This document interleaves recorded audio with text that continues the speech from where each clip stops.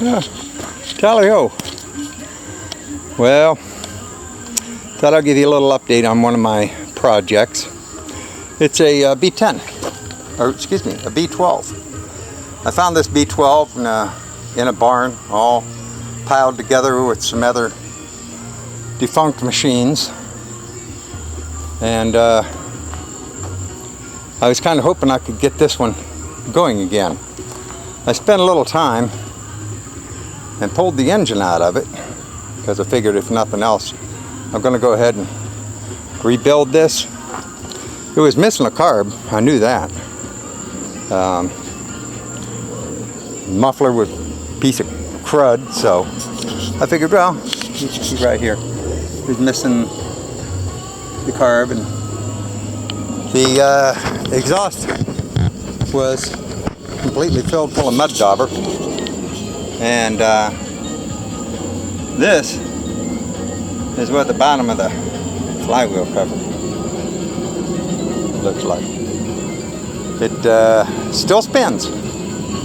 So take your hand, you can spin it around. I think it spins so decent, and it's nice and tight inside. But I think that's because the valves are frozen, because it still has a plug in it. So it looks like either the rod's been snapped off in it and it's loose inside, but I didn't hear any clatter, so that's pretty good. I think it may have a good block and maybe some parts. But at least this is going to have to be replaced. Boy, I'll tell you what, you can see up inside there maybe and see the mouse nest that's in it. There we go. Just a little bit of mouse poo, mouse nest. The oil was full of oil, so that's not bad. And no, I can't give you a serial number or anything on it right now. I'm gonna have to clean that mess up in order to try and discover it. Oh, and here's something I started to do a while ago. I picked up nice new drums.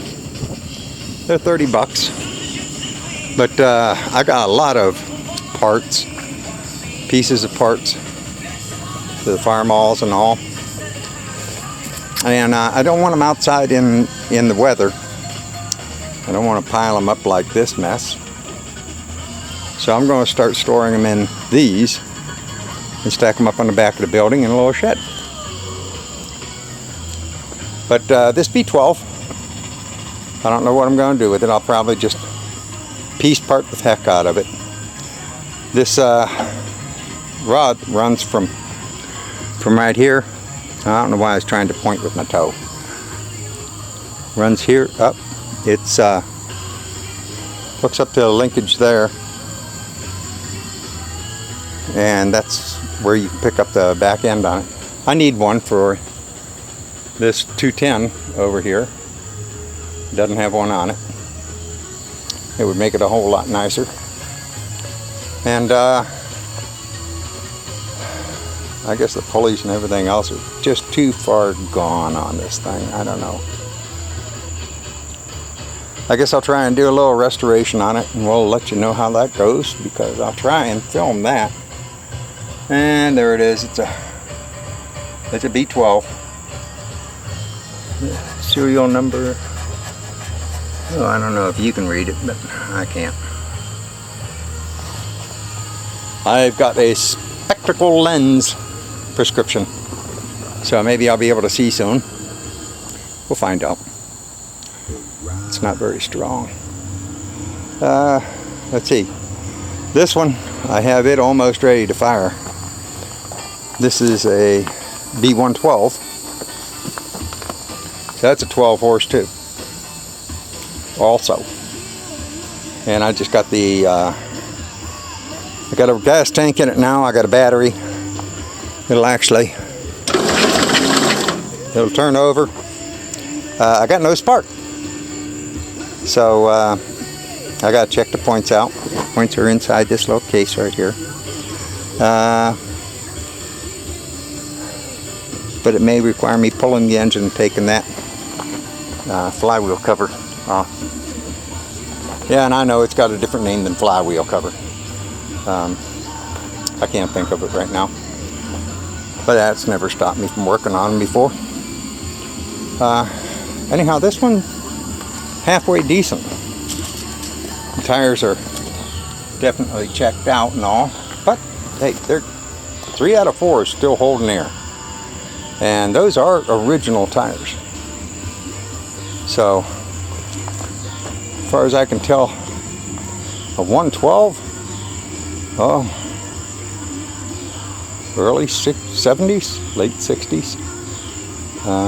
I'd have to look on the chart to find out exactly when, or clean up that tag and see if I can find out. I think it was a 69, 67, 69, somewhere in there.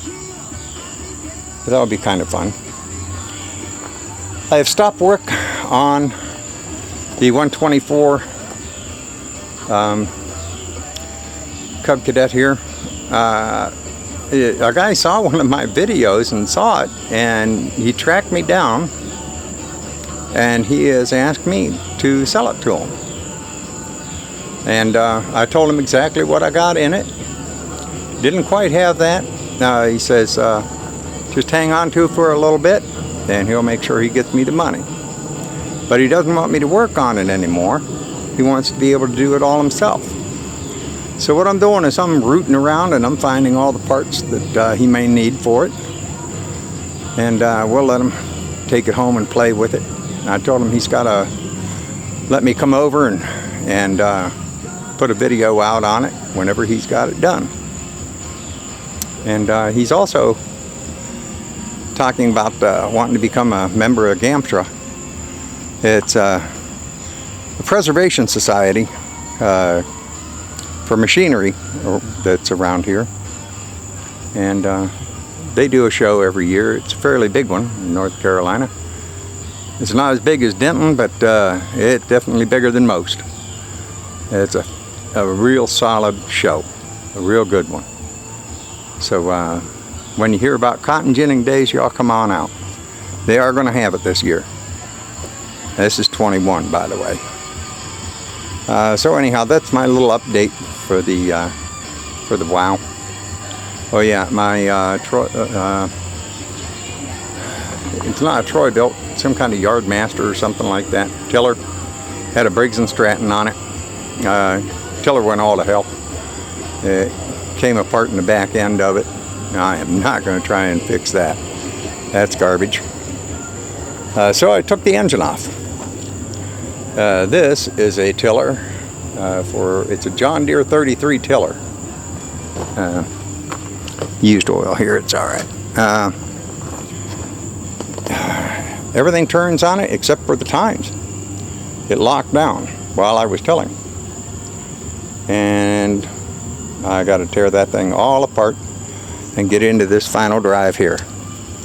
So I'm going to be setting up to put that up on a table or something where I can work on it a little bit easier and do a time lapse on it. But I think a time lapse of an hour is that's what it'll take, because it's going to take me a long time to get all those nuts and bolts off of it. It's got to go down all the way into itty bitty pieces in order for me to fix that. So anyhow, that's my update. Let's just hope I can get some parts off this and work on the others, get them going. Let's see what we can do with that engine though. Okay, well, tally-ho, and oh yeah, here's something I've got to do. This is a good starter generator. I arced it off, and yeah, it turns. This is a good terminal on it. This is a terminal that's a little bit bent and corroded and really crappy condition. I know that's really technical, ain't it? This is in crappy condition. And I've got penetrating oil, peanut butter blaster. Everybody loves PB blaster. Tell you what, I do too. It's a great product. I got a broken stud in this one. And there's a guy that's been working on a dozer, and he showed a